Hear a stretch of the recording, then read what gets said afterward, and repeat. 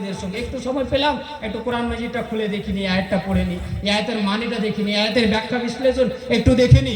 এই সম্পর্ক যদি আমাদের কোরআন মাজিদের সঙ্গে হয়ে যেত, তাহলে আমাদের সমাজের, আমাদের পরিবারের রূপরেখাই আলাদা হতো। সম্মানীয় উপস্থিতি, বলার উদ্দেশ্য, আমি যে আয়াতটি তেলাওয়াত করেছিলাম, নবী সাল্লাল্লাহু আলাইহি সাল্লামকে সম্বোধন করে আল্লাহ তাআলা বললেন, উতলু মা উহিয়া ইলাইকা মিনাল কিতাব। হে নবী সাল্লাল্লাহু আলাইহি সাল্লাম, আপনি তেলাওয়াত করুন সেই কিতাবের, যে কিতাবকে আপনাকে ওহীর মাধ্যমে দেওয়া হয়েছে, অর্থাৎ কোরআন মাজিদের তেলাওয়াত করুন। ওয়া আকিমিস সালাহ, এবং নামাজ কায়েম করুন।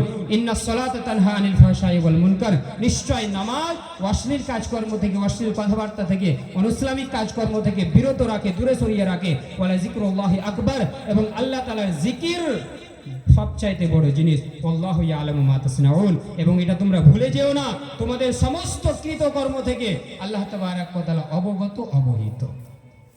আজকে আমাদেরকে কোরআন মাজিদের তেলাওয়াত করতে শিখতে হবে, তেলাওয়াত করতে হবে।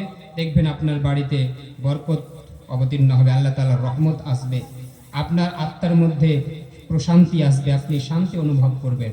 নামাজ কায়েম করুন, ইনশাআল্লাহ আপনি গুনাহ থেকে দূরে সরে যাবেন, আল্লাহ তাআলার সাহায্য প্রাপ্ত হবেন, আল্লাহ তাআলার সাহায্য পাবেন। আল্লাহ তাআলার জিকির করুন, আপনার আত্মা প্রশান্ত হবে, মনের মধ্যে একটা আলাদাই আপনি শান্তি অনুভব করবেন। এই বিড়ি সিগারেট পান করে, মদ পান করে, আপনি মিউজিক বা স্যাড সং শুনে আপনি নিজের আত্মাকে প্রশান্ত করতে পারেন না। যতই এগুলো করবেন ততই অশান্তি বাড়বে।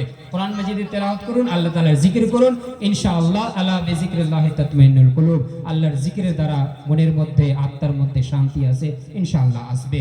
একবার আপনারা ট্রাই করে দেখুন।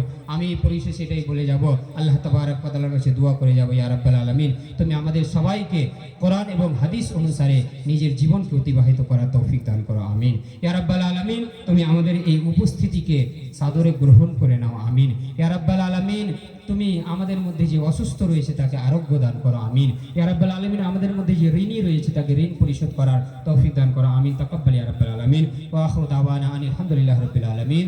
আসসালামু আলাইকুম ওয়া রাহমাতুল্লাহি ওয়া বারাকাতুহু।